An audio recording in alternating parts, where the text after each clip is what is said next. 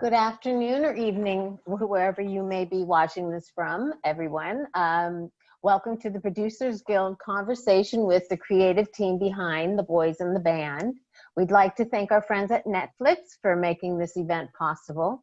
We encourage all of our attendees to participate in the conversation today by submitting their written questions for our panelists in the Q&A feature at the bottom of your screen. Simply type in your question, and our moderator will do his best to present them to our panelists. Speaking of moderator, it is my pleasure to introduce ours today. Pete Hammond is currently the Chief Film Critic for Deadline Hollywood. For the past 9 years, he has also been awards editor and columnist for Deadline, where he covers the Oscar and Emmy seasons, and he is widely considered to be one of the preeminent awards season analysts for film and television. Welcome, Pete, and take it away.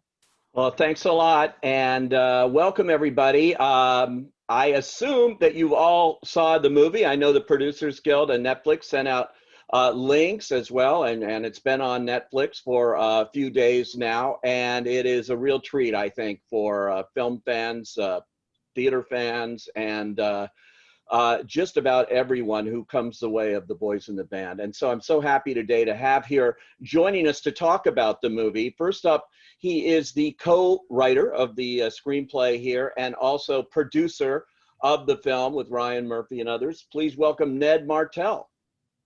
Thank you, Pete. Thanks for having us tonight. Absolutely, absolutely.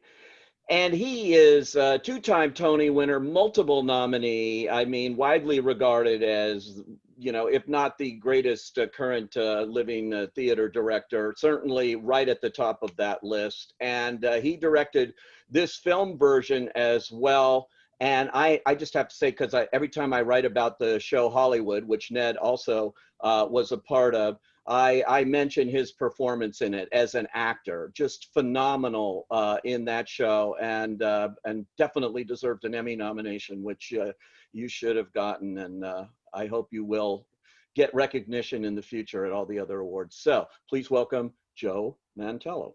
How are you? Hey, Joe. No pressure, Joe. Yeah, I could be here all day if I read off all of Joe's credits, as well as our two co-stars here. First up, he is a multi-talented actor in movies and television and theater, as you know, from so many different things. Please welcome Matt Bomer. He plays Donald. Thanks for having us. And of course, Jim Parsons. I don't have to list his credits either. You know, he's been in so many different things, and also was great. Just came off his Emmy-nominated performance in Hollywood, and a 4-time Emmy winner, and many other honors in this business. Please welcome Jim Parsons. Plays Michael. I took Joe's spot in the Emmys. So Oh man.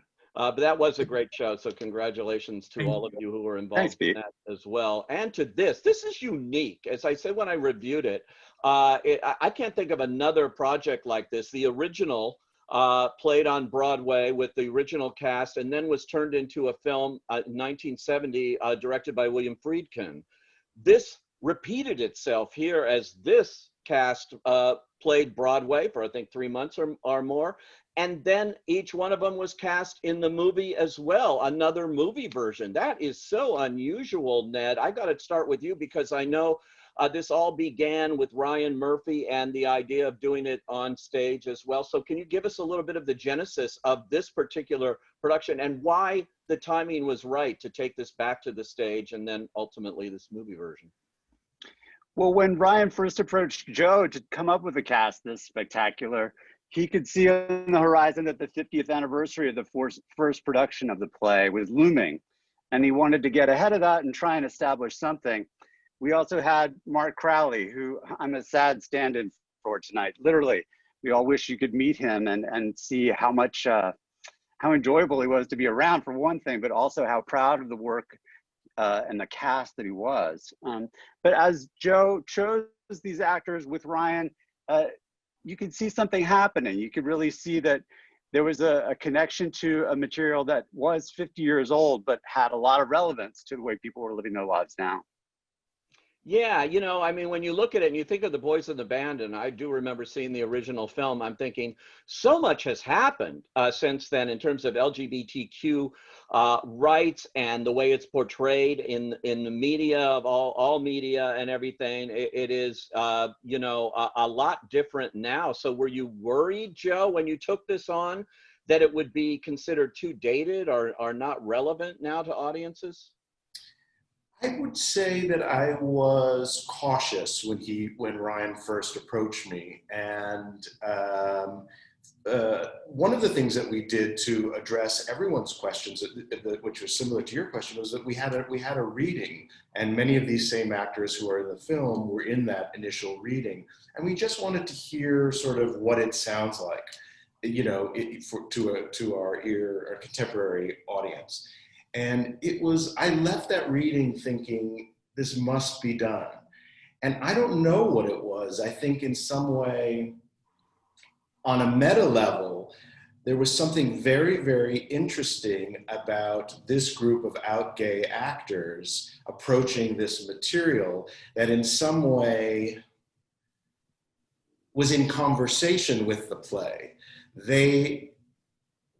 Their lives, the way they were living their lives, sort of answered what was going on, the questions raised in the play. And I found that tension incredibly compelling. Yeah, it's fascinating. And in terms of the casting, how did you put this cast? Because it's an incredible cast together. And how did you put them together twice? Well, many of them were people that Ryan and I knew, had worked with, were friends of ours. So I think we just drew up a dream cast list of the actors that we wanted to work with on this project, and fortunately they all said yes. Some sooner than others. Okay, Jim, you said yes, and this is a really interesting role. You're kind of the ringmaster here of sorts of it, bringing everyone together for this party. So what was this about this role, which is different than we've seen you do in other recent projects that you've done? Well, I think for me that was part of it, that it was something different. There was a dual aspect going on of not being sure exactly what this character was doing when I first read it, and also feeling there were aspects of it I could play. And of course, Joe asking me to play it gave me confidence that well, obviously there must be something about me that fits it, or he wouldn't have cast me. It was a real adventure, and it's been a very layered experience that has revealed its layers to me through the 2 times we've gotten to do this, both on stage and now the film. And even as we're doing press for the release, things just it's been, I don't know, it's been a process of discovery, and the play has revealed itself to me more and more, first doing it on stage and then doing the film and then talking about it with people. I only bring all that up because it kind of answers my question. There was something that smelled like a treasure trove here of an experience to delve into, and it's really panned out. What was the biggest revelation you take away? You say you're still having revelations come along, which I think is really interesting when you do a project this long in different kind of mediums, and you're still learning new things. What have you learned here? I don't know what the biggest I would say there are 2 things that would compete for the biggest revelation to me. Number one would be just the general greater and greater understanding of an era in LGBTQ plus history, that it just doesn't matter how much I literally know until I go through these characters and these lines and hear people reacting to it. Only then do I actually start learning more about what came before and my place in the world and where we are now. And then related to that, the second thing that was the greatest for me is the whole thing's been a real personal process of discovery about my own existence as a gay man in the world today, and so many things that I've kind of, just as an example, consciously said like, yeah, it's fine, and I'm okay with it. There's something about going through this and living through this character that I've realized there's plenty of things in which I am okay, but that I don't know, bubble beneath the surface, and I've kind of poo-pooed them for many years. And that ties into why I think this piece is still so relevant to today. I don't mean to be oblique in what I'm saying. It's hard to put words to it. It's more of a feeling than anything. Yeah. What about you, Matt? You're playing a character here who is just talk about analysis and things and just diving into who he is. So talk about your experience here in playing Donald and working with this ensemble for so long. Yeah, I mean, I have to echo a lot of what Jim said. I guess I was fortunate in some ways to really come to the project with fresh eyes. I really knew nothing about the piece. So we did the first reading, and I couldn't believe that they hadn't updated the text. So much of it still felt so resonant and relevant to me. And so getting to do the readings with the guys and feel it out. And really, once Joe made the world of 1968 clear to me, what was going on with these men and their relationship to society and themselves and each other, and the level of oppression and marginalization they were dealing with outside of this apartment, all of a sudden that really illuminated the world for me. I was also really lucky to have lunch with William Friedkin before we started rehearsals, who very graciously took me out to lunch and ordered cracked crab, by the way. And did not let me down.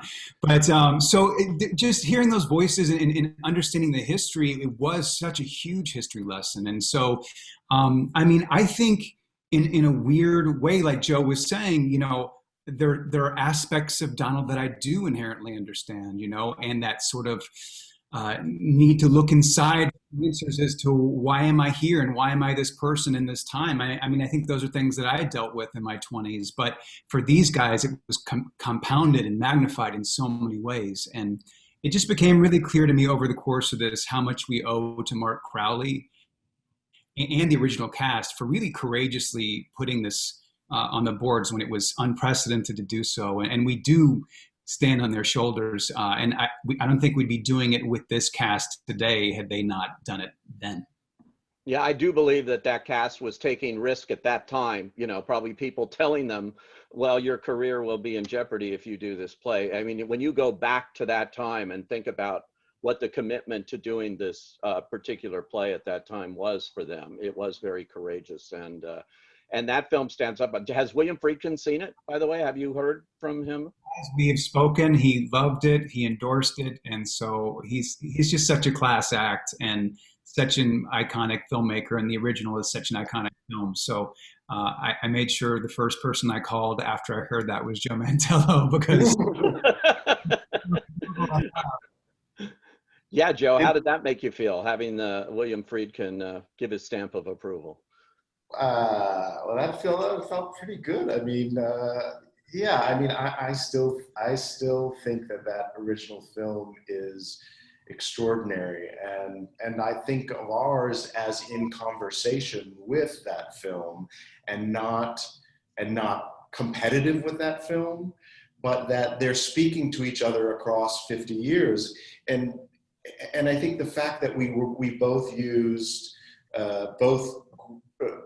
companies used the same screenplay, essentially. We changed a little bit here and there, we cut some things, they had things that we didn't, but essentially, and so you're looking at two groups of artists looking at the very same material, their feet firmly planted in their own time, and what gets revealed in the material and how it gets unpacked through the lens of a particular time, I think is really interesting.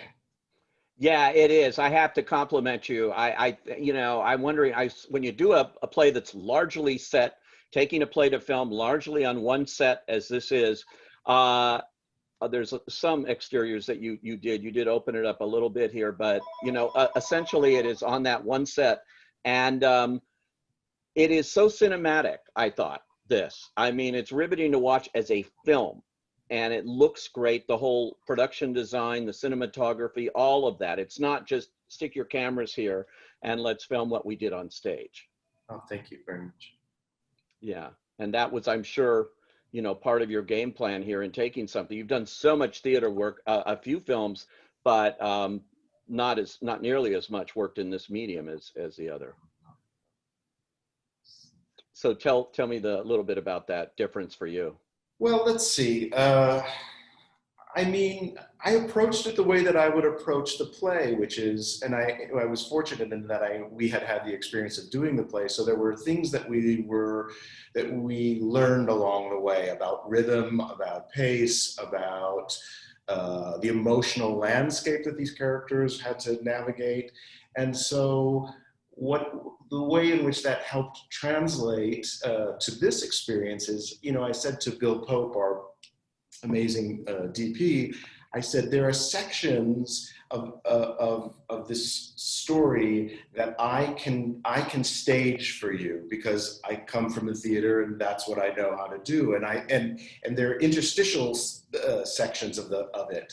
And so we talked about how we could really capture a kind of a fluid flow through the apartment in the first half so that you felt, so it didn't feel, you know, stuck. And because I knew that working backwards, once those doors closed after the storm, that there was a whole other kind of feel and a whole other way that we were going to have to shoot this. So it was fun, you know, to bring some of the skills that I have in the theater and kind of apply them to a film set. Yeah. Ned, I got to ask you, this is largely an audience that's listening to this who are producers. And yes, so, sir. Yeah, what you've gone and done here is something that used to be a regular thing in Hollywood and everything. They would take all these plays and put them on the screen. That was something was 50, 60, 70 cents, and it's occasional now, but you notice how many don't make it now. So to be putting this stuff on, and Brian Murphy's got The Prom, which was a terrific musical that's coming up in December. I hope this is the beginning of a new trend when you see that you can take this great material and make it cinematic and make it at a price, which all these producers here love to hear, I'm sure. I think Netflix in particular is taking a risk on theater and finding audiences that aren't just in America where they may have read about some of the coverage of big productions that have happened on Broadway and off Broadway, but putting it out there in a global medium that's digital where everybody experiences it at the same time. It's a radical concept. And then, you know, one of the benefits of using the exact same cast that had experienced this on Broadway is they arrived without needing the same level of rehearsal. They were off book. They had a commitment to Joe and to each other that was, you know, actually, it sounds mushy to even say, but it was profound. I think Matt and Jim have been on a group text with their castmates for 3 years now. And there's a baseline affection among these men that is palpable. The minute you have them on screen, you can sense they know and care about each other. So when they're in this setting where they arrive for a party and things are funny until they're really not, you know that they haven't destroyed that connection among each other. You know that the production is headed toward a conclusion that can be widely felt. So yeah, I do think once you have a theatrical production that has this intensity, this complexity, this commitment among the actors and directors, then I think it is a production that is paying off its risks.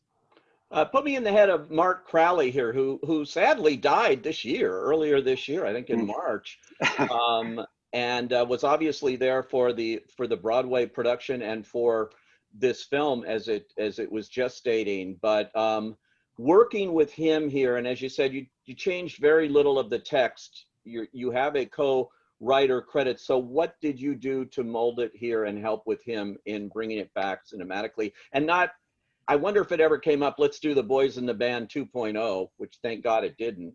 But yeah, Joe made sure that right away we wanted to preserve the integrity of the cast and the language that they had already practiced and delivered to the world on Broadway.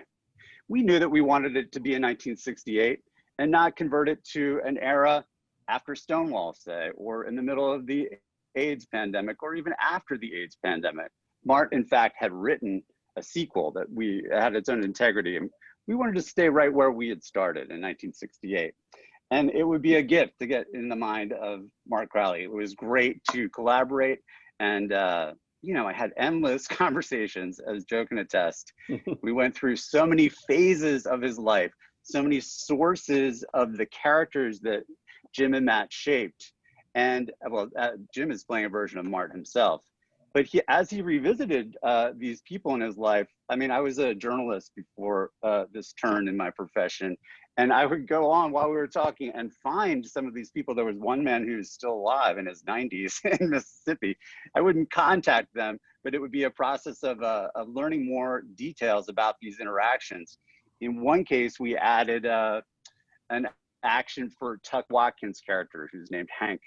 We knew we wanted to do something kind of propulsive and forceful in the beginning for that character. And the character on whom he is based played squash. And we added things like that. So it kind of came from delving into the memories of this 84-year-old legend for me, and a person who could summon these memories, you know, anytime you needed them. Yeah, amazing. You are playing sort of a version of Mart, as he just said here. So how did he help you in shaping this performance? Well, it was interesting, and partly my own psychosis. I was careful to, well, Mart wasn't around when we first started rehearsing in Los Angeles for the play itself. And when we got to New York and Mart started being more present, I was still so unself-assured yet that all I could think was Mart sitting there going, oh my God, he's ruining my play. So it took me a while to be comfortable around Mart, because I just, you know, it's kind of sad, but that's just kind of the way I am. I'm like, I was still figuring it out, and I didn't, until I felt like it was really good, I didn't want to hear from the author because I was worried about him. But I will tell you, I broke my foot on Broadway, and I was able to do the play, thank God, in a boot, and the cast helping me, and Joe read walking parts. But that was all I was allowed to do. And so I ended up having a lot of time to sit, especially in my dressing room. And it made me write Mart an email and said, I have a lot of time to watch movies. All I asked was, I said, Michael, the character, is such a fan of old movies. Are there any in particular that you think would have been focal points for him? And he wrote back, I've showed them to both Ned and Joe, they can attest to it. I mean, as a wonderful writer would. He wrote back the most beautiful essays in these emails that track, I don't even think he answered what movies Michael would like. He just dismissed that and started talking about movies that he loved and what had affected him. And I have to tell you, there was something, again, it's hard to put words to it, but just getting him talking about the solace he found in the theater and the way he would view certain things that were affecting him.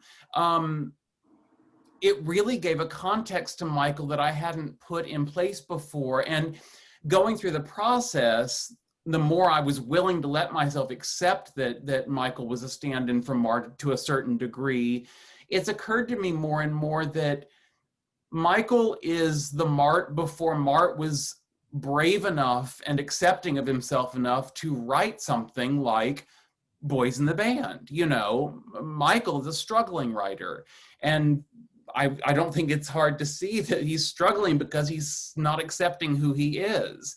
And you look at Boys in the Band through that lens, and you're like, Jesus, Mart finally said, screw it, enough is enough, opened a vein and put it down on the paper. Because, I mean, if there's a word that's come up again and again for me doing press for this, about this piece, there's a brutality to it. There's a theatricality, yes, but he was willing to show a brutality that, I don't know, was very brave, and only somebody who is willing to accept themselves could go that route.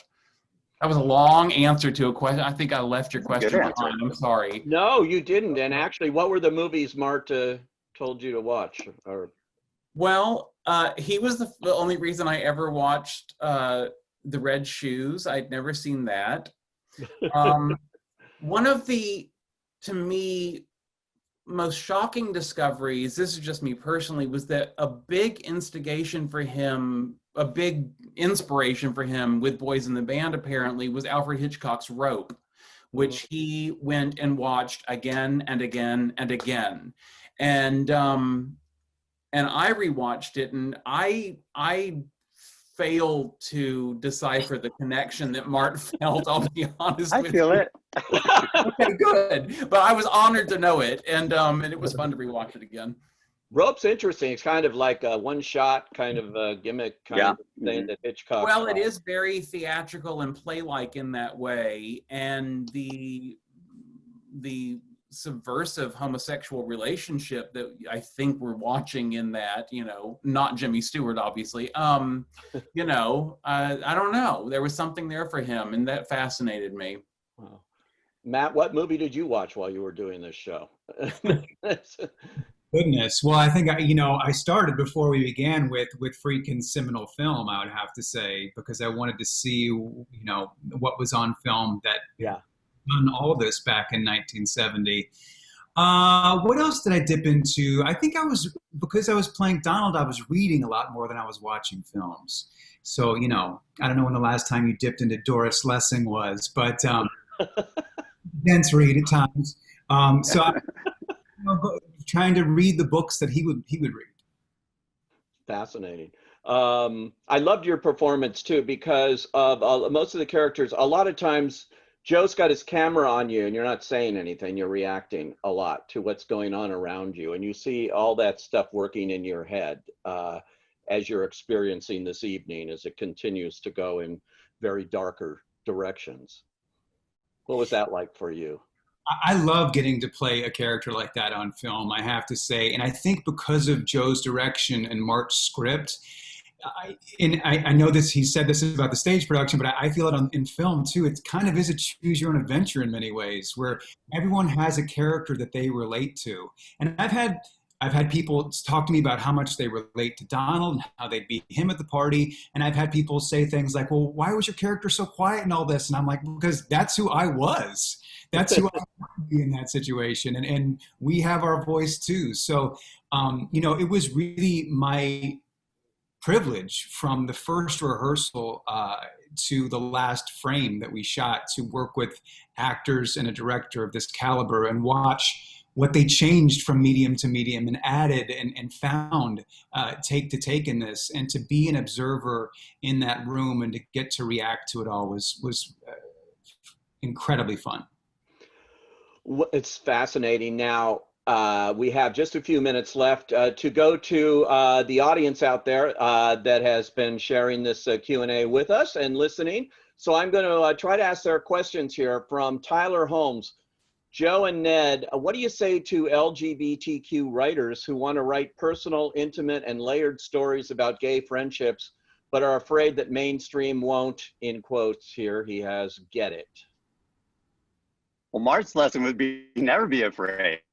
That the time to do it was yesterday. that he took the hugest risk about what he was going through at that exact moment in 1967 and 68. And you could go back. I actually went back at Joe's recommendation to UCLA and found the actual notebooks where he poured himself out into these characters. And I really don't think it matters if you don't think people will get it. I think you can't guess it, but if you're being true to exactly what the experience is, you have a much better chance of getting through. Okay, Joe, anything to add to that?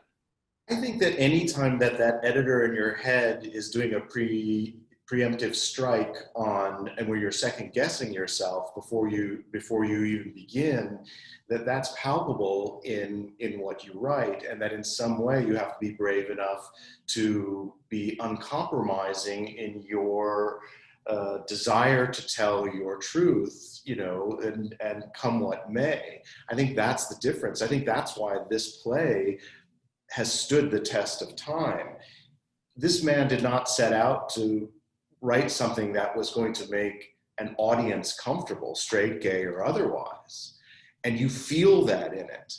And it's why it's a lightning rod, definitely, but you feel it. It is absolutely authentic from this man's heart. This was how he saw the world. Not the totality of gay men everywhere, but his world. And I think that's the only way that any artist can embark on this. It's too hard otherwise.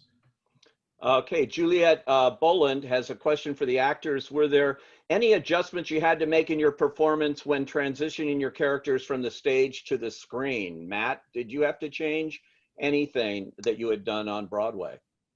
Well, you know, like I said, getting to work with artists of this caliber and a director like Joe, it's like the best of all worlds, because you're encouraged to walk the tightrope, but you know there's also a safety net under you.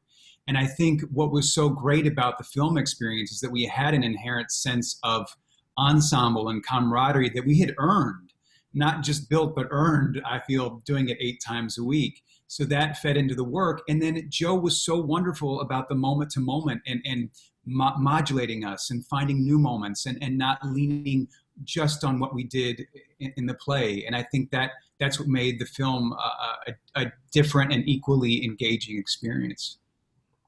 What about you, Jim?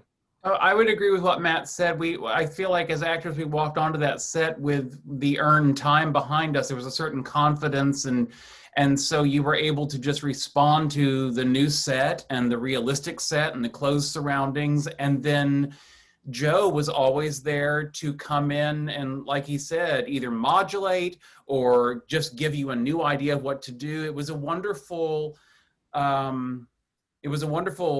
base to come in with, and then we had such immense trust in each other and in Joe that it was extraordinarily playful, I have to tell you, in the best possible sense. It's unlike anything I've ever done.